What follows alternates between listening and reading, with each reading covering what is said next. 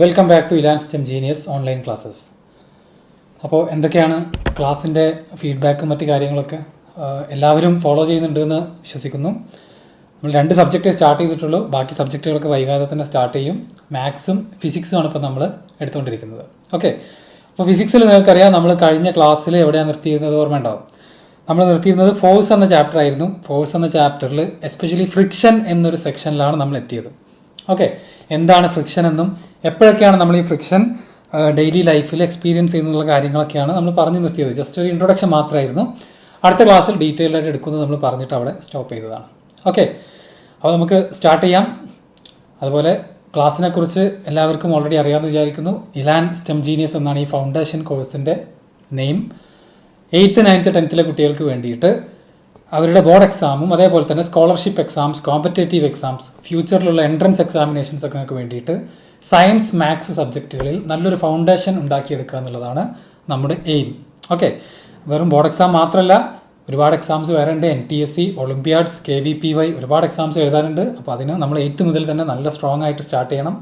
എന്നാൽ മാത്രമേ ഈ കോമ്പറ്റീഷനിൽ നമുക്ക് എന്ത് ചെയ്യാൻ പറ്റുള്ളൂ, വിജയിക്കാൻ പറ്റുള്ളൂ. അപ്പോൾ ഫോഴ്സ് ആൻഡ് പ്രഷർ എന്ന ചാപ്റ്ററിൽ നമ്മൾ ഫ്രിക്ഷൻ ആണ് എത്തിയത്. ഓക്കെ, ഡൗട്ടുകൾ ഉണ്ടെങ്കിൽ എന്ത് ചെയ്യുക, ഗ്രൂപ്പിൽ ചോദിക്കാം എല്ലാവർക്കും. ഫ്രിക്ഷണൽ ഫോഴ്സിനെ കുറിച്ച് കുറച്ച് കാര്യങ്ങൾ ഞാൻ പറഞ്ഞിരുന്നു അല്ലേ, നമുക്കൊന്ന് റീകോൾ ചെയ്യാം. ഒരു ഗ്രൗണ്ടിൽ ബോൾ റോൾ ചെയ്യുകയാണെന്നുണ്ടെങ്കിൽ കുറേ കഴിഞ്ഞാൽ ആ ബോൾ എന്ത് ചെയ്യും, സ്റ്റോപ്പ് ചെയ്യും അല്ലേ. നമ്മളൊന്നും ചെയ്തില്ലേ പോലും കുറേ നേരം കഴിഞ്ഞിട്ട് ആ ബോൾ സ്റ്റോപ്പ് ചെയ്യും. അതേപോലെ തന്നെ പെഡലിംഗ്, ഒരു ബൈസൈക്കിൾ നമ്മൾ പെഡൽ ചെയ്തുകൊണ്ട് പോയിക്കൊണ്ടിരിക്കുകയാണ്, പെട്ടെന്ന് നമ്മൾ സ്റ്റോപ്പ് ചെയ്തു. അപ്പോൾ എല്ലാവർക്കും അറിയാം കുറേ നേരം ബൈസൈക്കിൾ അങ്ങനെ കണ്ടിന്യൂ ചെയ്യും മുന്നോട്ട്, അത് കഴിഞ്ഞിട്ട് അതെന്ത് ചെയ്യും, സ്റ്റോപ്പ് ചെയ്യും.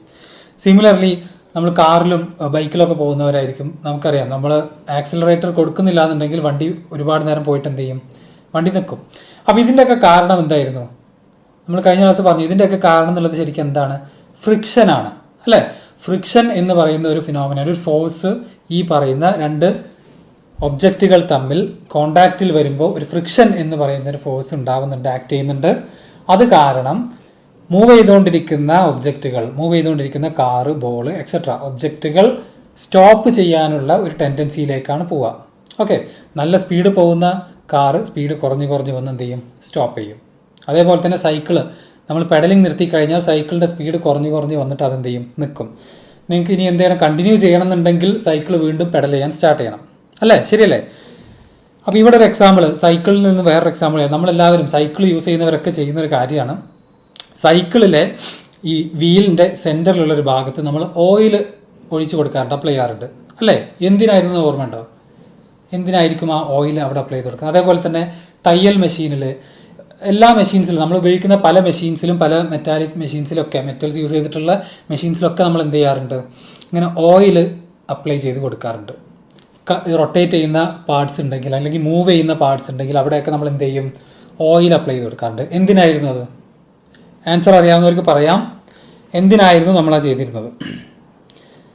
അപ്പോൾ എന്തിനായിരുന്നു എന്ന് വെച്ച് കഴിഞ്ഞാൽ, ഒരുപാട് ദിവസം, ഇപ്പോൾ നമ്മൾ പുതിയൊരു സൈക്കിൾ വാങ്ങി കുറേ ദിവസം ഉപയോഗിച്ചു, പിന്നെ നമ്മൾ പെഡൽ ചെയ്യുമ്പോൾ മുന്നത്തെ അത്ര സ്പീഡിൽ വണ്ടി നീങ്ങുന്നില്ല എന്ന് തോന്നി തുടങ്ങും. അപ്പോഴാണ് എല്ലാവരും ചെന്നിട്ട് ഇങ്ങനത്തെ പാർട്സിൽ, സൈക്കിളിൻ്റെ വ്യത്യസ്ത പാർട്സിൽ നമ്മൾ എന്ത് ചെയ്യും, പെഡലിൻ്റെ അവിടെ നിങ്ങൾക്ക് കാണാം ഒരു സ്ക്രൂ വെച്ച് ടൈറ്റ് ചെയ്തിട്ടുണ്ട്, ഒരു ബോൾട്ട് വെച്ച് ടൈറ്റ് ചെയ്തിട്ടുണ്ടാവും അല്ലേ. അപ്പോൾ പെഡല് അതേപോലെ തന്നെ വീലിൻ്റെ ആ സെൻറ്റർ ഭാഗത്തൊക്കെ നമ്മൾ ഓയിൽ അപ്ലൈ ചെയ്ത് കൊടുക്കാറുണ്ട്. അങ്ങനെ ചെയ്ത് കൊടുത്തു കഴിഞ്ഞാൽ ഒന്നുകൂടെ സ്മൂത്തായിട്ട് സൈക്കിൾ റൺ ചെയ്യാൻ തുടങ്ങും അല്ലേ, കാറാണെങ്കിലും ബൈക്കാണെങ്കിലും ഒക്കെ ഒരു 3 മാസം 4 മാസം കൂടുമ്പോൾ സർവീസിന് കൊണ്ടുപോകാറുണ്ട്. അവിടെയും ഇതേപോലെ തന്നെ ഓയിലും ഗ്രീസും ഒക്കെ ഈ പറയുന്ന മെഷീൻ്റെയും എൻജിൻ്റെയും പല ഭാഗങ്ങളിലൊക്കെ ആയിട്ട് അപ്ലൈ ചെയ്ത് കൊടുക്കാറുണ്ട്. ഓക്കെ, അപ്പോൾ അതെന്തിനാണെന്ന് എല്ലാവർക്കും അറിയില്ലേ.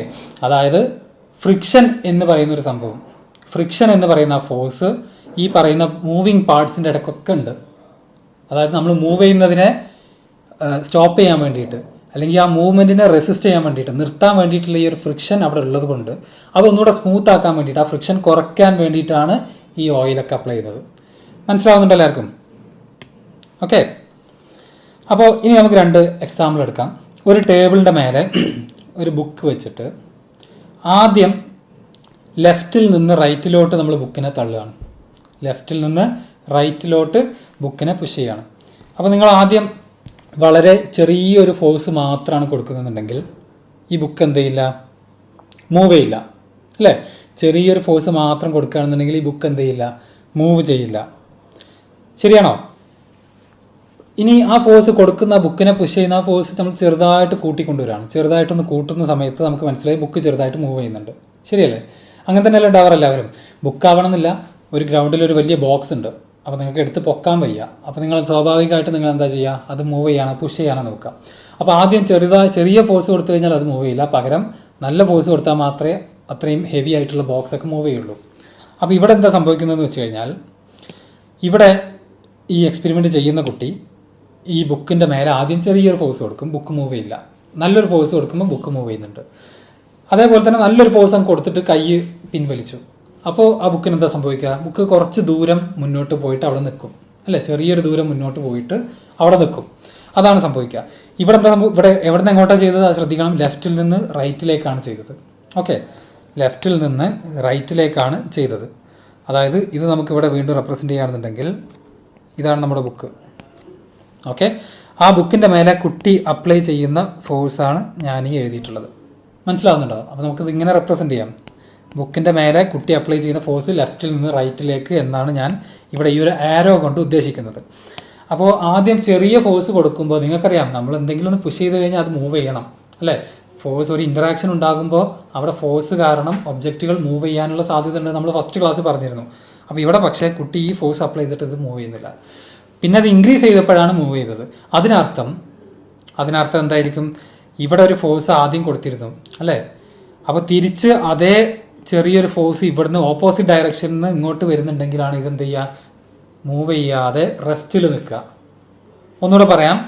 നമ്മൾ കഴിഞ്ഞ ക്ലാസ്സിൽ എക്സാമ്പിൾസ് ആയിട്ട് പറഞ്ഞിരുന്നു. വടംവലിയുടെ എക്സാമ്പിൾ ഓർമ്മയുണ്ട്. ഒരു ടീം അങ്ങോട്ടും ഒരു ടീം ഇങ്ങോട്ടും വലിക്കുന്ന സമയത്ത് രണ്ടുപേരും ഒരേപോലെ വലിക്കുകയാണെന്നുണ്ടെങ്കിൽ ഈ കയർ എന്ത് ചെയ്യില്ല? അങ്ങോട്ടും ഇങ്ങോട്ടും മൂവ് ചെയ്യില്ല. ശരിയല്ലേ? ഇവിടെ അത് തന്നെയാണ് സംഭവിക്കുന്നത്.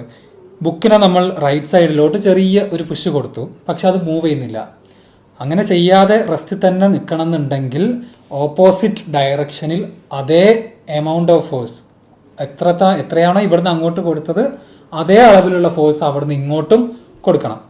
ഈ ഫോഴ്സിൻ്റെ അളവിനെ നമ്മൾ മാഗ്നിറ്റ്യൂഡ് എന്ന് വിളിച്ചിരുന്നു. ഫോഴ്സിൻ്റെ മാത്രമല്ല, ഇങ്ങനെ ഫിസിക്സിൽ നമ്മൾ പഠിക്കുന്ന സ്പീഡാണെങ്കിലും ഫോഴ്സ് ആണെങ്കിലും വർക്കാണെങ്കിലും മാസ് ആണെങ്കിലും ഒക്കെ അതിൻ്റെയൊക്കെ അളവിനെ വിളിക്കുന്ന പേരാണ് മാഗ്നിറ്റ്യൂഡ്. 100 കിലോഗ്രാം എന്ന് പറയുന്നത് അതിൽ 100 ആണ് മാഗ്നിറ്റ്യൂഡ്. കിലോഗ്രാം എന്ന് വിളിക്കുന്നത് യൂണിറ്റ് ആണ്. ഓക്കെ, അപ്പോൾ ഇതേ മാഗ്നിറ്റ്യൂഡിൽ ഓപ്പോസിറ്റ് ഡയറക്ഷനിൽ ആരോ ഇങ്ങോട്ടും തള്ളുന്നുണ്ട്. അതുകൊണ്ടാണ് ഇത് മൂവ് ചെയ്യാത്തത്. ആ തള്ളുന്ന ആളാണ് ആര്? ഫ്രിക്ഷൻ. ആ തള്ളുന്ന ആൾ, അത് ഞാൻ സ്മോൾ എഫ് കൊണ്ട് റെപ്രസെൻ്റ് ചെയ്യണം. ഓക്കെ, മനസ്സിലാവാൻ വേണ്ടിയിട്ട്. അപ്പോൾ ഇവിടെ സ്മോൾ എഫ് ആണ് ഫ്രിക്ഷൻ. ആ ഫ്രിക്ഷൻ ഉള്ളത് കൊണ്ടാണ് ചെറിയ ഫോഴ്സ് അപ്ലൈ ചെയ്ത സമയത്ത് ഈ ബുക്ക് മൂവ് ചെയ്യാത്തത്. ഓക്കെ, അപ്പോൾ നമ്മൾ നല്ല ഫോഴ്സ് അപ്ലൈ ചെയ്തപ്പോൾ ബുക്ക് മൂവ് ചെയ്തു. അതിൻ്റെ റീസൺ എന്തായിരിക്കും? ഫ്രിക്ഷനേക്കാൾ വലിയ ഫോഴ്സ് നമ്മൾ അങ്ങോട്ട് കൊടുത്തു കഴിഞ്ഞാൽ സ്വാഭാവികമായിട്ട് എന്ത് ചെയ്യും? ബുക്ക് മൂവ് ചെയ്യും. ഓക്കെ, ക്ലിയർ അല്ലേ? ഡൗട്ടൊന്നുമില്ലല്ലോ. ഇനി സെക്കൻഡ് ഫിഗറും സെയിം തന്നെയാണ്, പക്ഷേ ഡയറക്ഷൻ ഒന്ന് മാറ്റിയിട്ടുണ്ട്. സെക്കൻഡ് ഫിഗറിൽ ഡയറക്ഷൻ ഒന്ന് എന്ത് ചെയ്തിട്ടുണ്ട്? ചേഞ്ച് ചെയ്തിട്ടുണ്ട്. അപ്പോൾ ഇതാണ് നമ്മൾ ഫസ്റ്റ് ഫിഗറിൽ. ഇനി സെക്കൻഡ് ഫിഗറിൽ എന്താ നോക്കാം. അവിടെ ഒരു ബുക്ക് തന്നെയാണ്. ഓക്കെ, അവിടെ എവിടെ നിന്ന് എങ്ങോട്ടാണ്? അവിടെ നേരെ ഓപ്പോസിറ്റ് ഡയറക്ഷനിലാണ് നമ്മുടെ കുട്ടി ഫോഴ്സ് അപ്ലൈ ചെയ്യുന്നത്. ഓക്കെ, ഓപ്പോസിറ്റ് ഡയറക്ഷനിലാണ് അപ്ലൈ ചെയ്യുന്നത്. ഇവിടെ എന്താ സംഭവിക്കുന്നത്? ഇവിടെ നേരത്തെ പറഞ്ഞ പോലെ തന്നെ ചെറിയൊരു ഫോഴ്സ് അപ്ലൈ ചെയ്യുമ്പോൾ ബുക്ക് മൂവ് ചെയ്യില്ല. നന്നായി ഫോഴ്സ് അപ്ലൈ ചെയ്യുമ്പോൾ ബുക്ക് കുറച്ച് ദൂരം മൂവ് ചെയ്യും, എന്നിട്ട് പോയി നിൽക്കും. ഓക്കെ, അപ്പോൾ നമുക്ക് പറയാം, അപ്പോൾ ആദ്യത്തെ സിറ്റുവേഷനിൽ ബുക്ക് റെസ്റ്റിലായി നിൽക്കണമെന്നുണ്ടെങ്കിൽ നമ്മൾ അപ്ലൈ ചെയ്യുന്ന ഫോഴ്സിൻ്റെ ഓപ്പോസിറ്റ് ഡയറക്ഷനിൽ ഫ്രിക്ഷൻ ഉണ്ടായിരിക്കണം, അല്ലേ? ഫ്രിക്ഷൻ ഉണ്ടായാൽ മാത്രമേ അത് റെസ്റ്റിൽ നിൽക്കുള്ളൂ. അപ്പോൾ അവിടുത്തെ ഫ്രിക്ഷനെ ഞാൻ ഇങ്ങനെ റെപ്രസെൻ്റ് ചെയ്തു. ക്ലിയർ ആവുന്നുണ്ടോ എല്ലാവർക്കും? അല്ലേ? അപ്പോൾ ഈ ഒരു എക്സ്പെരിമെൻറ്റിൽ നമുക്ക് മനസ്സിലായത് എന്താണെന്ന് വെച്ചാൽ, നമ്മൾ എങ്ങോട്ടാണ് മൂവ് ചെയ്യാൻ ഒരു ഒബ്ജക്റ്റിനെ പുഷ് ചെയ്യുന്നത്, അല്ലെങ്കിൽ ഒരു ഒബ്ജക്റ്റിൻ്റെ മൂവ്മെൻറ്റ് ഏത് ഡയറക്ഷനിലേക്കാണോ അതിനെ ഒപ്പോസ് ചെയ്യലാണ് ആരുടെ പണി? ഫ്രിക്ഷൻ്റെ പണി. മനസ്സിലായോ? അതായത് ഒരു ഒബ്ജക്റ്റ് വലത്തോട്ട് മൂവ് ചെയ്യാനാണ് ആ ഒബ്ജക്റ്റ് ശ്രമിക്കുന്നതെന്നുണ്ടെങ്കിൽ ഫ്രിക്ഷൻ എന്ത് ചെയ്യും? ഇടത്തോട്ട് ആക്ട് ചെയ്യും, ലെഫ്റ്റ് സൈഡിലോട്ട് ആക്ട് ചെയ്തിട്ട് അതിനെ സ്റ്റോപ്പ് ചെയ്യാൻ ശ്രമിക്കും. ഓക്കെ, ഫ്രിക്ഷനെ വിജയിക്കൊന്നുമില്ല, നമ്മൾ കൂടുതൽ ഫോഴ്സ് അപ്ലൈ ചെയ്തിട്ട് ഫ്രിക്ഷനെ പരാജയപ്പെടുത്തും. ഓക്കെ, അപ്പോൾ ഇവിടെ നിങ്ങൾക്ക് മനസ്സിലായി കാണും, റൈറ്റിലോട്ട് അപ്ലൈ ചെയ്തപ്പോൾ ഫ്രിക്ഷൻ ലെഫ്റ്റിലോട്ടായിരുന്നു, ലെഫ്റ്റിലോട്ട് ഫോഴ്സ് അപ്ലൈ ചെയ്തപ്പോൾ ഫ്രിക്ഷൻ എങ്ങോട്ടായിരുന്നു? റൈറ്റിലോട്ടായിരുന്നു. അപ്പോൾ ഫ്രിക്ഷൻ്റെ സ്വഭാവം മനസ്സിലായില്ലേ? ഫ്രിക്ഷൻ അപ്പം നല്ലൊരു വ്യക്തിയാണോ എന്ന് നിങ്ങൾ ആലോചിച്ച് നോക്കുക. ഫ്രിക്ഷൻ്റെ സ്വഭാവം വെച്ച് നോക്കുമ്പോൾ നമ്മൾ മുന്നോട്ട് പോകുമ്പോൾ ഫ്രിക്ഷൻ അതിനെ എന്ത് ചെയ്യും? എതിർക്കും. നമ്മൾ പിറകോട്ട് പോകാൻ നോക്കുകയാണെങ്കിൽ ഫ്രിക്ഷൻ അതിനെയും എതിർക്കും. അപ്പോൾ ഫ്രിക്ഷനെ ചുരുക്കി പറഞ്ഞു കഴിഞ്ഞാൽ പോവില്ല, ബാക്കിയുള്ളവരെ പോകാൻ സമ്മതിക്കില്ല. അതാണ് ഫ്രിക്ഷൻ്റെ സ്വഭാവം. ക്ലിയർ ആണോ എല്ലാവർക്കും? ഓക്കെ. അപ്പോൾ ഇനി ഫ്രിക്ഷൻ നമുക്കൊന്ന് അളക്കാൻ നോക്കാം. ഫ്രിക്ഷൻ എത്രത്തോളമാണ് ഈ ഫ്രിക്ഷൻ എന്നുള്ളതൊന്ന് മനസ്സിലാക്കാൻ വേണ്ടിയിട്ട് ഇവിടെ നിങ്ങൾക്കൊരു സ്പ്രിംഗ് ബാലൻസ് എന്ന് പറയുന്ന ഒരു സംഭവമുണ്ട്. Spring balance. ഓക്കെ, ഇതെല്ലാവരും കണ്ടിട്ടുണ്ടാവും. Okay, spring balance. അപ്പോൾ സ്പ്രിംഗ് ബാലൻസ് എല്ലാവരും കണ്ടിട്ടുണ്ടോ? എത്ര പേര് കണ്ടിട്ടുണ്ട് സ്പ്രിംഗ് ബാലൻസ്? ഇതിൻ്റെ ഈ ഹുക്കിൽ നമുക്ക് എന്തെങ്കിലുമൊക്കെ ഹാങ് ചെയ്ത് തൂക്കിക്കഴിഞ്ഞാൽ ഇവിടെ നമുക്ക് എത്രയാണ് അതിൻ്റെ വെയിറ്റ് എന്ന് കാണാൻ പറ്റും. ഓക്കെ, അപ്പോൾ ഇവിടെ രണ്ട് സൈഡിലുമായിട്ട് എന്തുണ്ടാവും? മാർക്കിങ്സ് ഉണ്ടാവും. അപ്പോൾ നിങ്ങൾക്കിപ്പോൾ ഒരു ബോളോ അല്ലെങ്കിൽ ഒരു സഞ്ചിയിൽ എന്തെങ്കിലുമൊക്കെ സാധനങ്ങൾ ഇട്ടിട്ട് തൂക്കി നോക്കാം. ഓക്കെ, ഇതാണ് സ്പ്രിംഗ് ബാലൻസ്. കടയിലൊക്കെ പോകുന്നവർ കണ്ടിട്ടുണ്ടാവും. ഓക്കെ, ആ സ്പ്രിംഗ് ബാലൻസ് യൂസ് ചെയ്തിട്ടാണ് നമ്മൾ ഇനി അടുത്ത എക്സ്പെരിമെൻറ്റ് ചെയ്യുന്നത്. അതെന്താ നോക്കാം. അപ്പോൾ ഒരു ടേബിളിൽ ഒരു ഇഷ്ടിക കല്ല് വെച്ചിട്ടുണ്ട് ടേബിളിൽ. ആ കല്ലിന് ചുറ്റും കയറ് വെച്ച് കെട്ടിയിട്ടുണ്ട്. ഓക്കെ, എന്നിട്ട് ആ കയറിൻ്റെ ഒരു അറ്റം സ്പ്രിംഗ് ബാലൻസിൽ കണക്ട് ചെയ്തിട്ട് നമ്മൾ എന്ത് ചെയ്യാണ്? ഈ ഒരു ടേബിളിൽ തന്നെ സ്പ്രിംഗ് ബാലൻസ് വെച്ചിട്ട് പതുക്കെ വലിക്കുകയാണ്. ഓക്കെ, അങ്ങനെ വലിക്കുന്ന സമയത്ത് ഈ സ്പ്രിംഗ് ബാലൻസിലെ റീഡിംഗ് ഉണ്ടല്ലോ, അതിങ്ങനെ കൂടിക്കൊണ്ടിരിക്കും. മനസ്സിലാവുന്നുണ്ടാവും. കാരണം ഇവിടെയുള്ള ഇഷ്ടികക്കല്ല് അവിടെ റെസ്റ്റിൽ നിൽക്കുകയാണ്. ഓക്കെ, അപ്പോൾ നമ്മൾ വലിക്കുന്നുണ്ട് എന്ന് വെച്ചാൽ നമ്മൾ അതിനെ വലിക്കാനുള്ള ഫോഴ്സ് അപ്ലൈ ചെയ്യുന്നുണ്ട്. പക്ഷെ അത് നീങ്ങുന്നില്ല. അത് നിങ്ങൾ ഇമാജിൻ ചെയ്ത് നോക്കാം. പക്ഷെ അത് നീങ്ങുന്നില്ല, കാരണം അവിടെ ഫ്രിക്ഷൻ ഉണ്ട്. ആ ഫ്രിക്ഷനെ ഓവർകം ചെയ്താലാണ് ഇത് നീങ്ങുക. മനസ്സിലാവുന്നുണ്ടോ? ഫ്രിക്ഷൻ ഓൾറെഡി അവിടെ ഉണ്ട്.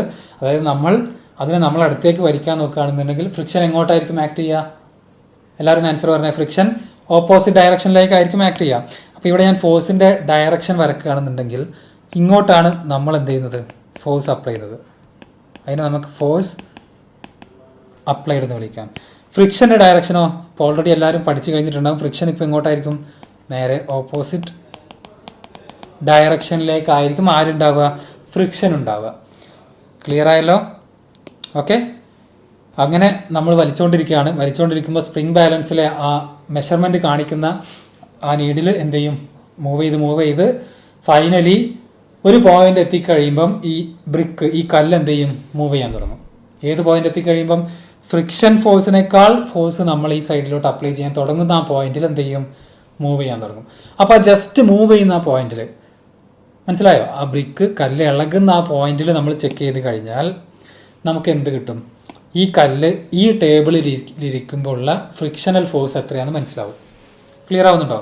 നോർമലി നിങ്ങൾക്കറിയാം, ഇതാണ് സ്പ്രിംഗ് ബാലൻസ് എന്നുണ്ടെങ്കിൽ 1 കിലോയുടെ ഒരു ഒബ്ജക്റ്റ് ഇതിൽ ഹാങ് ചെയ്ത് കഴിഞ്ഞാൽ ഇവിടെ നിങ്ങൾക്ക് 1 എന്നുള്ള എന്ത് കാണാൻ പറ്റും? റീഡിങ് കാണാൻ പറ്റും, അല്ലേ? 1 എന്നുള്ള റീഡിങ്. 2 കിലോയുടെ ഒബ്ജക്റ്റ് ആണ് തൂക്കുന്നതെന്നുണ്ടെങ്കിൽ 2ൻ്റെ അവിടെ പോയിട്ട് ആ റീഡിങ് നിൽക്കും. ഓക്കെ, ഇവിടെ ഇഷ്ടികയുടെ കേസിൽ എന്താ സംഭവിക്കുന്നതെന്ന് വെച്ച് കഴിഞ്ഞാൽ ഇവിടെ നമ്മൾ 1 കിലോയുടെ ഒബ്ജക്റ്റ് ഹാങ് ചെയ്യുന്ന സമയത്ത് ഈ നീഡിലിനെ പിടിച്ച് താഴോട്ട് വലിക്കുന്നത് ഈ ഒബ്ജക്റ്റിൻ്റെ വെയിറ്റ് അല്ലേ? 1 കിലോ, ഉദാഹരണത്തിന് 1 കിലോയുടെ ഒരു കല്ലാണെന്ന് വിചാരിക്കുക. അത് നമ്മളിവിടെ തൂക്കിയിടാണ്. ആ 1 കിലോ കല്ലിൻ്റെ ആ വെയിറ്റ് ആണ് ഈ സ്പ്രിംഗ് ബാലൻസിനെ ആ റീഡിങ്ങിനെ താഴോട്ട് വലിക്കുന്നത്, അല്ലേ? ആ പോയിന്റിനെ താഴോട്ട് വലിക്കുന്നത്. ഇവിടെ ആ പോയിന്റിനെ വലിക്കുന്നത് ആരാ? ഫ്രിക്ഷനാണ് വലിക്കുന്നത്. മനസ്സിലാവുന്നുണ്ട്? ഇവിടെ ആ പോയിന്റിനെ വലിക്കുന്നത് ഫ്രിക്ഷനാണ്. അപ്പോൾ ആ കല്ല് ജസ്റ്റ് ഇളകുന്ന ആ ഒരു പോയിന്റിൽ നമ്മൾ ഈ റീഡിങ് ചെക്ക് ചെയ്ത് കഴിഞ്ഞാൽ നമുക്ക് എന്ത് മനസ്സിലാവും? ഫ്രിക്ഷൻ എത്രയാണെന്നുള്ളത് മനസ്സിലാവും. അപ്പോൾ അതിന് വേണ്ടിയിട്ടുള്ള സിമ്പിൾ എക്സ്പെരിമെൻ്റ് ആണ്. ഈ സ്പ്രിംഗ് ബാലൻസ് നിങ്ങൾക്ക് കിട്ടുകയാണെന്നുണ്ടെങ്കിൽ അത് വാങ്ങാനൊക്കെ കിട്ടും, അധികം വിലയൊന്നുമില്ല. നിങ്ങൾക്ക് തന്നെ എന്ത് ചെയ്യാം? വീട്ടിലിരുന്ന് ചെയ്ത് നോക്കാം. ഈ ഒരു എക്സ്പെരിമെൻറ്റ് വീട്ടിലിരുന്ന് ചെയ്ത് നോക്കാം. അപ്പോൾ ഇതോടുകൂടി ഇത്രയും നേരം എക്സ്പ്ലെയിൻ ചെയ്തത് ഫ്രിക്ഷൻ്റെ ഡയറക്ഷന് വേണ്ടിയിട്ടാണ്. ഫ്രിക്ഷൻ്റെ ഡയറക്ഷൻ മനസ്സിലാക്കാൻ വേണ്ടിയിട്ടാണ് നമ്മൾ എന്ത് ചെയ്തത്? ഇത്രയും നേരം എക്സ്പ്ലെയിൻ ചെയ്തത്. അതെല്ലാവർക്കും ക്ലിയർ ആയി എന്ന് വിശ്വസിക്കുന്നു. ഡൗട്ടുള്ളവർ എന്ത് ചെയ്യുക? ചോദിക്കുക. അപ്പോൾ നേരത്തെ പറഞ്ഞ പോലെ ഫ്രിക്ഷൻ്റെ സ്വഭാവം അത്ര നല്ലതല്ല. ഒബ്ജക്റ്റ് എങ്ങോട്ടാണോ മൂവ് ചെയ്യാൻ ശ്രമിക്കുന്നത് അതിനെ എതിർക്കുക, അതിനെ ഒപ്പോസ് ചെയ്യുക എന്നുള്ളതാണ് ഫ്രിക്ഷൻ്റെ ബിഹേവിയർ. ഓക്കെ, അങ്ങനെ നമുക്ക് ഫ്രിക്ഷൻ്റെ ഡയറക്ഷൻ കണ്ടുപിടിക്കാൻ പറ്റും. ഓക്കെ, അഗെയിൻ മറ്റൊരു എക്സ്പെരിമെൻറ്റ്. ഈ ഒരു ഫിഗർ എല്ലാവർക്കും മനസ്സിലാവുന്നില്ലേ? ഇവിടെ എന്താ ചെയ്തിട്ടുള്ളത്?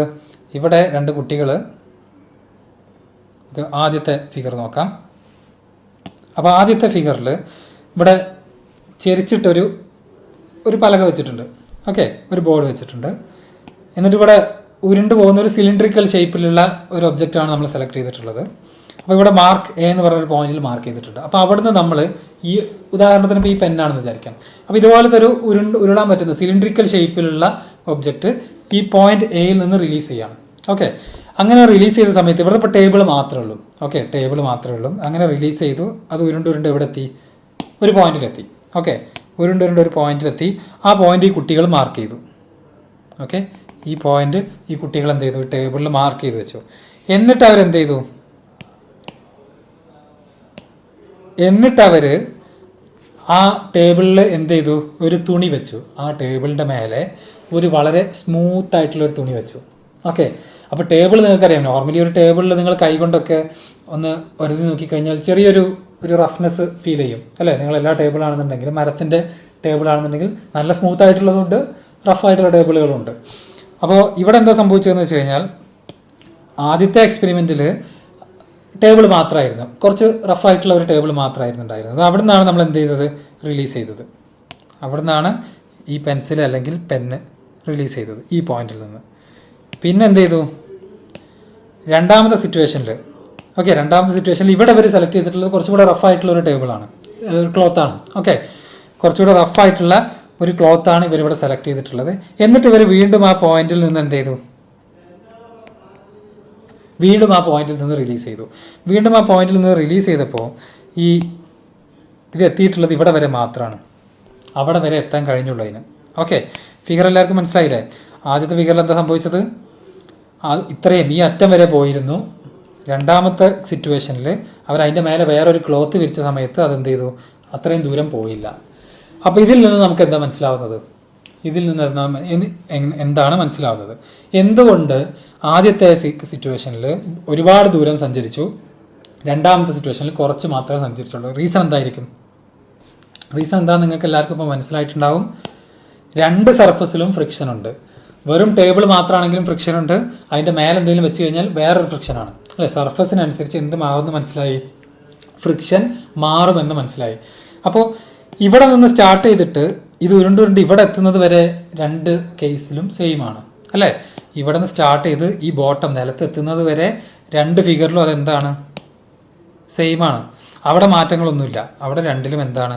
സെയിം ആണ്. അത് കഴിഞ്ഞിട്ടാണ് പിന്നെ മാറ്റം നടന്നത്. എന്ന് വെച്ച് കഴിഞ്ഞാൽ നമുക്ക് മനസ്സിലായി ഈ സർഫസിൻ്റെ പ്രത്യേകതകൾക്കനുസരിച്ച് ഫ്രിക്ഷണൽ ഫോഴ്സിൽ എന്ത് വരും? വ്യത്യാസം വരും. മേലത്തെ സിറ്റുവേഷൻ, അപ്പോൾ ഇവിടെ ഏതിലാണ് ഫ്രിക്ഷൻ കുറവ്, ഏതിലാണ് ഫ്രിക്ഷൻ കൂടുതൽ? ഏതിലാണ് ഫ്രിക്ഷൻ കുറവ്, ഏതിലാണ് ഫ്രിക്ഷൻ കൂടുതൽ? എല്ലാവരും പെട്ടെന്നൊന്ന് ആൻസർ ചെയ്യാം. ആദ്യത്തെ സിറ്റുവേഷനിലാണോ രണ്ടാമത്തേലാണോ കുറവ്? ക്ലിയർ ആയിട്ട് ആദ്യത്തെ കേസിലാണ് ഫ്രിക്ഷൻ കുറവ്. കാരണം കൂടുതൽ ദൂരം നമ്മുടെ ഒബ്ജക്റ്റിന് മൂവ് ചെയ്യാൻ സാധിച്ചു.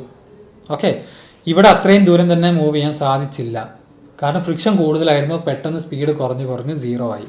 ഇവിടെ ഫ്രിക്ഷൻ കുറവായിരുന്നു, അതുകൊണ്ട് പെട്ടെന്നല്ല, കുറച്ച് സമയം എടുത്തിട്ടാണ് സ്പീഡ് കുറഞ്ഞ് 0 ആയത്. അപ്പോൾ അത്രയും ദൂരം ഈ ഒബ്ജക്റ്റിന് ഇതിൽ ട്രാവൽ ചെയ്യാൻ പറ്റി. അപ്പോൾ ഇതിൽ നിന്ന് നമുക്ക് ഇപ്പം നമ്മൾ ഫ്രിക്ഷൻ്റെ ഡയറക്ഷൻ മനസ്സിലാക്കി. ഇനി ഫ്രിക്ഷൻ്റെ നേച്ചർ, ഏതൊക്കെ സിറ്റുവേഷനിൽ ഫ്രിക്ഷൻ കൂടുന്നു, ഏതൊക്കെ സിറ്റുവേഷനിൽ ഫ്രിക്ഷൻ കുറയുന്നു എന്നുള്ളതിൻ്റെ ഒരു എക്സാമ്പിളാണത്. എന്തിനെ ഡിപ്പെൻഡ് ചെയ്തിരിക്കും? സർഫസിനെ ഡിപ്പെൻഡ് ചെയ്തിരിക്കും. ഓക്കെ, സർഫസിനെ ഡിപ്പെൻഡ് ചെയ്ത് ഇപ്പോൾ എല്ലാവർക്കും അറിയുന്ന കാര്യം തന്നെയാണ്. ഭയങ്കര ഹാർഡായിട്ടുള്ള സർഫസിൽ നമുക്ക് എന്തെങ്കിലുമൊക്കെ തള്ളാൻ ബുദ്ധിമുട്ടായിരിക്കും, അല്ലെങ്കിൽ വലിച്ചുകൊണ്ടാകാൻ ബുദ്ധിമുട്ടായിരിക്കും. സ്മൂത്ത് ആണെന്നുണ്ടെങ്കിൽ എളുപ്പമായിരിക്കും. അത്രേ ഉള്ളൂ, അല്ലാതെ കോംപ്ലിക്കേറ്റഡ് ആയിട്ടുള്ള കാര്യങ്ങളൊന്നുമില്ല. ഓക്കെ, അപ്പോൾ നമ്മൾ പഠിച്ച കാര്യങ്ങളൊക്കെ ഒന്ന് വായിച്ചു നോക്കാം. Friction is caused by the irregularities on the two surfaces in contact. അപ്പോൾ എന്തുകൊണ്ടാണ് ഈ ഫ്രിക്ഷൻ ഉണ്ടാവുന്നത്? അപ്പോൾ നമുക്ക് ഫ്രിക്ഷൻ ഉണ്ടെന്ന് പറഞ്ഞു, അതിൻ്റെ ഡയറക്ഷൻ പറഞ്ഞു, അത് എപ്പോഴാണ് കൂടുക എപ്പോഴാണ് കുറയാന്ന് പറഞ്ഞു. അപ്പോൾ ഇനി why friction, why is friction there? Okay, why friction exist എന്നുള്ള കാര്യം നമുക്ക് ഡിസ്കസ് ചെയ്യാം. Friction is caused by the irregularities on the two surfaces in contact. കോൺടാക്റ്റിലുള്ള രണ്ട് സർഫസസ് എന്ന് വെച്ച് കഴിഞ്ഞാൽ ബുക്കും ടേബിളിൻ്റെ എക്സാമ്പിൾ ആണെങ്കിൽ സർഫസസ് ഏതൊക്കെയാണ്? ബുക്കും ടേബിളിൻ്റെ സർഫസും. ഓക്കെ, അത് തമ്മിലുള്ള ഇറഗുലാരിറ്റീസ്.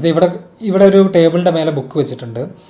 ആ രണ്ടിൻ്റെ ഇടയ്ക്കുള്ള ഒരു ഭാഗം നമ്മൾ മൈക്രോസ്കോപ്പൊക്കെ യൂസ് ചെയ്തിട്ട് നോക്കുകയാണെന്നുണ്ടെങ്കിൽ നമ്മൾ നേരെ നോക്കുമ്പോൾ സ്മൂത്താണ്, ലെവലാണെന്നൊക്കെ തോന്നുന്ന സർഫസിൽ പോലും വളരെ ചെറിയ, കണ്ണുകൊണ്ട് കാണാൻ കഴിയില്ല, മൈക്രോസ്കോപ്പൊക്കെ യൂസ് ചെയ്താൽ മാത്രം കാണാൻ കഴിയുന്ന വളരെ ചെറിയ എന്തുണ്ട്? ഇറഗുലാരിറ്റീസ് ഉണ്ട്. അതാണ് ഇവിടെ ഈ ചിത്രത്തിൽ കൊടുത്തിട്ടുള്ളത്.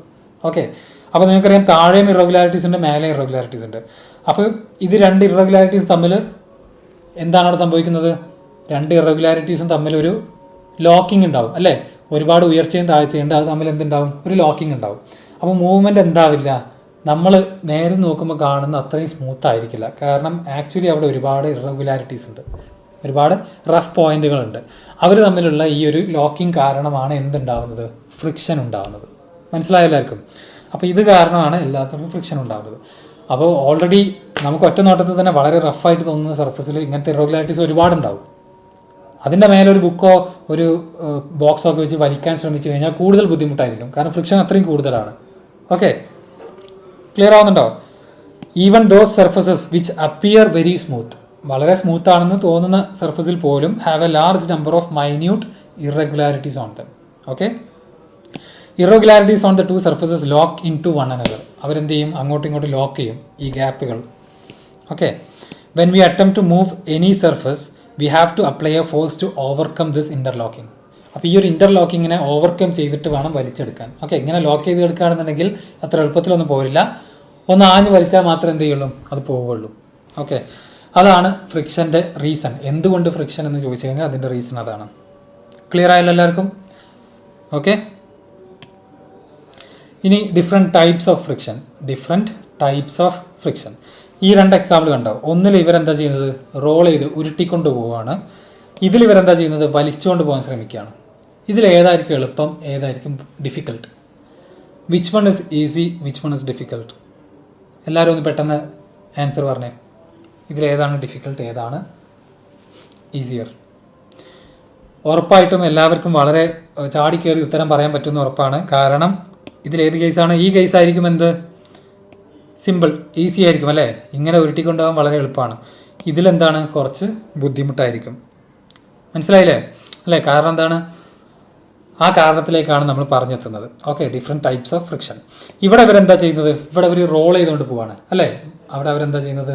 റോൾ ചെയ്തുകൊണ്ട് പോവുകയാണ്.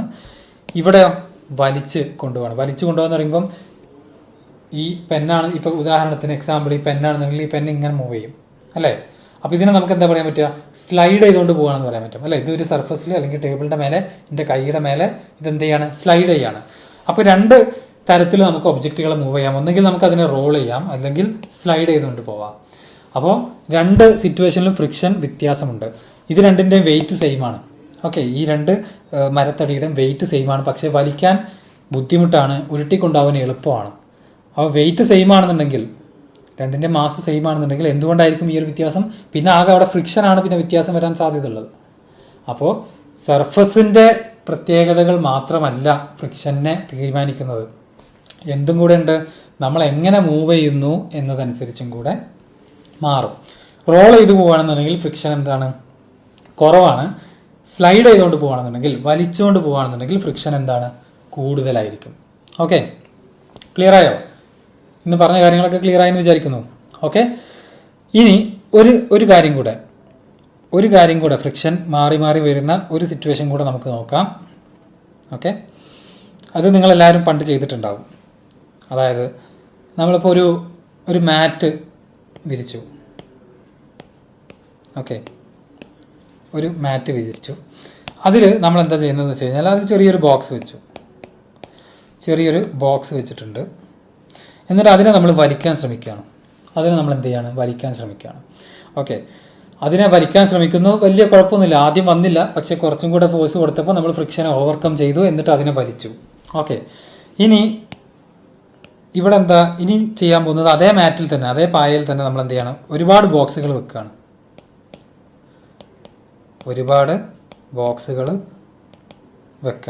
എന്നിട്ട് നമ്മൾ എന്ത് ചെയ്യാണ്? വലിക്കാൻ ശ്രമിക്കുകയാണ്. അതായത് ഫോഴ്സ് അപ്ലൈ ചെയ്യണം. ഇപ്പോൾ എന്തെങ്കിലും വ്യത്യാസം ഉണ്ടാവുമോ? എന്തെങ്കിലും വ്യത്യാസം ഉണ്ടാവാൻ സാധ്യതയുണ്ടോ ഈ കേസിൽ? തീർച്ചയായിട്ടും ഉണ്ടാവും അല്ലേ? എന്താണ്? ആദ്യത്തേതിൽ എന്ത് ചെയ്യാൻ എളുപ്പമായിരുന്നു? വലിക്കാൻ എളുപ്പമായിരുന്നു. ഇവിടെയോ? വലിക്കാൻ കുറച്ച് ബുദ്ധിമുട്ടുണ്ട്.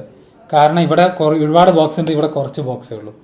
ഓക്കെ, അപ്പോൾ എന്താ സംഭവിക്കുന്നതെന്ന് വെച്ച് കഴിഞ്ഞാൽ, രണ്ടാമത്തെ കേസിൽ നമുക്ക് ഒരു കാര്യം നമുക്ക് ചാടിക്കയറി പറയാം, അവിടെ ഫ്രിക്ഷൻ കൂടുതലാണെന്ന് പറയാം. അതുകൊണ്ടാണ് വലിക്കാൻ ബുദ്ധിമുട്ട്. ഒരുപാട് ഫോഴ്സ് അപ്ലൈ ചെയ്യണം. എന്ത് ഓവർകം ചെയ്യാൻ? ഈ ഇന്റർലോക്കിംഗ് ഓവർകം ചെയ്യാൻ ഒരുപാട് ഫോഴ്സ് അപ്ലൈ ചെയ്യണം. അത് നമുക്ക് പറയാം. അപ്പോൾ ഇവിടെ സംഭവിക്കുന്നത് എന്താ വെച്ച് കഴിഞ്ഞാൽ, നിങ്ങൾക്കറിയാം ഇത് ഇങ്ങനെ ഇറഗുലാരിറ്റീസ് ആയിട്ട് നിൽക്കുകയാണ്. ഓൾറെഡി ഇങ്ങനെ എന്ത് ചെയ്യാണ്? ഇറഗുലാരിറ്റീസ് ലോക്ക് ചെയ്ത് നിൽക്കുകയാണ്. ഓക്കെ, അപ്പോൾ ഇതിൻ്റെ മേലെ ഇനിയും വെയിറ്റ് കൊണ്ടുവന്നിട്ട് കഴിഞ്ഞാൽ, ഇനിയും ഫോഴ്സ് കൊണ്ടുവന്നിട്ട് കഴിഞ്ഞാൽ ഈ ഇൻ്റർലോക്കിംഗ് എന്താകും, ഒന്നും കൂടെ സ്ട്രോങ് ആവില്ലേ ചെയ്യുക അല്ലേ. ആദ്യം ഒരു നോർമൽ രീതിയിൽ, ഒരു ചെറിയ രീതിയിൽ മാത്രം ഫ്രീ ആയിട്ട് ലോക്ക് ചെയ്തിട്ടുണ്ട്, പക്ഷെ അത്യാവശ്യം കുഴപ്പമില്ലാത്ത രീതിയിൽ നിൽക്കുകയായിരുന്നു. അതിൻ്റെ മേലെ കൊണ്ടുവന്ന് ഞാൻ വീണ്ടും ബോക്സുകൾ വെച്ചു. അപ്പോൾ ഇൻ്റർലോക്കിംഗ് ഭയങ്കരമായിട്ട് കൂടി. ഇനി ഈ ലോക്ക് ഒഴിവാക്കി ഓവർകം ചെയ്ത് ഇത് വലിക്കണമെന്നുണ്ടെങ്കിൽ ഒരുപാട് ഫോഴ്സ് അപ്ലൈ ചെയ്യേണ്ടി വരും. അപ്പോൾ അതിൽ നിന്ന് നമുക്ക് മനസ്സിലായി, നമ്മൾ ഒരു സർഫസിൽ കൊടുക്കുന്ന വെയിറ്റിനനുസരിച്ച് അല്ലേ, നമ്മൾ എടുക്കുന്ന വെയിറ്റിനനുസരിച്ചും ഫ്രിക്ഷൻ എന്ത് ചെയ്യും, മാറും. ക്ലിയർ ആവുന്നുണ്ടോ? അതിനനുസരിച്ചും ഫ്രിക്ഷൻ എന്ത് ചെയ്യും, മാറുമെന്ന് മനസ്സിലായി. അപ്പോൾ ഫ്രിക്ഷനെ ഇന്നിപ്പോൾ എന്തൊക്കെയാണ് പറഞ്ഞത്? ആദ്യം നമ്മൾ ഫ്രിക്ഷൻ്റെ ഡയറക്ഷൻ പറഞ്ഞു, ഫ്രിക്ഷൻ്റെ സ്വഭാവം പറഞ്ഞു അല്ലേ. അത്ര നല്ല സ്വഭാവമല്ല, കുറച്ച് മോശം സ്വഭാവമാണ് ഫ്രിക്ഷൻ ഉള്ളത്, എന്നാലും വേണ്ടില്ല. പിന്നെ നമ്മൾ എന്തൊക്കെ പറഞ്ഞു? ഫ്രിക്ഷൻ എപ്പോഴൊക്കെയാണ് കൂടുക, എപ്പോഴാണ് കുറയുക എന്നുള്ളത്. ആദ്യം എന്താ പറഞ്ഞത്? സർഫസ് അനുസരിച്ചിരിക്കും. സ്മൂത്ത് ആയിട്ടുള്ള സർഫസിൽ ഫ്രിക്ഷൻ കുറവായിരിക്കും, റഫായിട്ടുള്ള ഹാർഡായിട്ടുള്ള സർഫസിൽ ഫ്രിക്ഷൻ കൂടുതലായിരിക്കും. പിന്നെ നമ്മൾ മൂവ് ചെയ്യുന്ന മെത്തേഡ് അനുസരിച്ച് മാറ്റം വരും. റോളിംഗ് സമയത്ത് ഫ്രിക്ഷൻ എന്താവും, കുറവായിരിക്കും. സ്ലൈഡ് ചെയ്യുമ്പോൾ ഫ്രിക്ഷൻ എന്തായിരിക്കും, കൂടുതലായിരിക്കും. പിന്നെ സർഫസിൽ നമ്മൾ അപ്ലൈ ചെയ്യുന്ന വെയിറ്റിനനുസരിച്ചും ഫ്രിക്ഷൻ മാറും. വെയിറ്റ് കൂടുമ്പം ഇൻ്റർലോക്കിംഗ് കൂടും, അതുകൊണ്ട് ഫ്രിക്ഷൻ എന്താവും, കൂടും. ഓക്കെ, അപ്പോൾ ആ റോളിംഗ് ഫ്രിക്ഷൻ, സ്ലൈഡിംഗ് ഫ്രിക്ഷൻ എന്താണെന്നും കൂടെ നമുക്ക് ഇവിടെ നിന്ന് എഴുതാം. Okay, when a body rolls over the surface of another body, ആ ഫിഗറിൽ ആ മരത്തടി ഉരുട്ടി കൊണ്ടുപോകുന്ന example, force of friction which originates is rolling friction. ആ സിറ്റുവേഷനിലെ ഫ്രിക്ഷനെ വിളിക്കുന്ന പേരാണ് rolling friction. When a body slides on the surface of another body, the force of friction which originates is sliding friction. Okay, അപ്പോൾ എന്താണ് rolling friction, എന്താണ് sliding friction? Definition ഒന്നും ആരും കാണാതെ പഠിക്കരുത്, മനസ്സിലാക്കി പഠിക്കുക. മനസ്സിലാക്കി പഠിച്ചു കഴിഞ്ഞാൽ നിങ്ങൾക്ക് എക്സാം സമയത്ത് സപ്പോസ് ഡെഫിനിഷൻ ഡയറക്റ്റ് ആയിട്ട് നിങ്ങൾ ബോർഡ് എക്സാമിന് ചോദിച്ചാൽ തന്നെ നിങ്ങൾക്ക് എന്ത് ചെയ്യാൻ പറ്റും, നിങ്ങളുടെ അറിഞ്ഞ ആ നോളജിൽ നിന്ന് എടുത്തെഴുതാൻ പറ്റും. നിങ്ങൾ മനസ്സിലാക്കി പഠിച്ചതാണെന്നുണ്ടെങ്കിൽ എടുത്തെഴുതാൻ പറ്റും, കാണാതെ പഠിക്കേണ്ട ആവശ്യമില്ല. ഫൈനലി ഞാൻ പറഞ്ഞ കാര്യം തന്നെയാണ്, rolling friction is less than sliding friction. Rolling friction is less than sliding friction. Okay, അപ്പോൾ നമുക്ക് ഇന്നത്തെ ക്ലാസ് ഇവിടെ എൻഡ് ചെയ്യാം. കുറച്ച് കാര്യങ്ങൾ എടുത്തിട്ടുള്ളൂ. ഫ്രിക്ഷൻ എന്താണ്, ഫ്രിക്ഷൻ്റെ കുറച്ചുകൂടെ ഡീറ്റെയിൽഡ് ആയിട്ട് നമ്മൾ ഫ്രിക്ഷനെ കുറിച്ച് മാത്രമേ പറഞ്ഞിട്ടുള്ളൂ. ഓക്കെ, ബാക്കി അടുത്ത ക്ലാസ്സിൽ കണ്ടിന്യൂ ചെയ്യാം.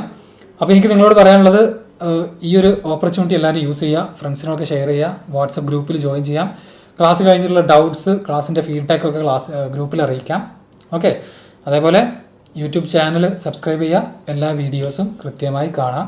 അപ്പോൾ ഈ കോഴ്സ് നമ്മളിപ്പോൾ യൂട്യൂബിൽ സ്റ്റാർട്ട് ചെയ്യുകയാണെന്നുണ്ടെങ്കിലും ഫ്യൂച്ചറിൽ നമുക്കിതെന്ത് ചെയ്യാം, ഒരു പ്രോപ്പർ ഒരു വർഷത്തേക്കുള്ള ഓൺലൈൻ ഫൗണ്ടേഷൻ കോഴ്സാക്കി തന്നെ കണ്ടിന്യൂ ചെയ്യാം. Okay, good bye.